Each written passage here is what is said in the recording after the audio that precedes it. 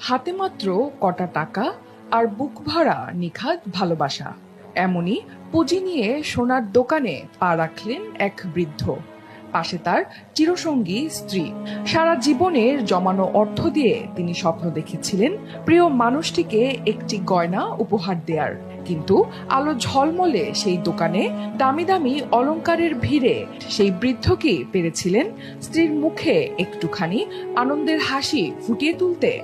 নাকি তিল তিল করে জমানো অর্থ শেষমেশ কম পড়েছিল একটি ছোট্ট ভালোবাসার উপহারের কাছে? ভারতের মহারাষ্ট্রের ঔরঙ্গাবাদে এক গয়নার শোরুমে এসেছিলেন নেহাতি সাধারণ চেহারার এক বৃদ্ধ দম্পতি। সেই শোরুমের ম্যানেজার সে খবর জানতে পেরে এগিয়ে এসে গল্প জুড়ে দেন তাদের সঙ্গে। হাসি ঠাট্টার মাঝে কথা বলতে বলতে জেনে নেন তাদের জীবনের অনেক কথা। এবার এলো গয়না কেনার পালা। হাতের ঝোলা ব্যাগ থেকে বৃদ্ধ বের করলেন একটি 500 টাকার নোট।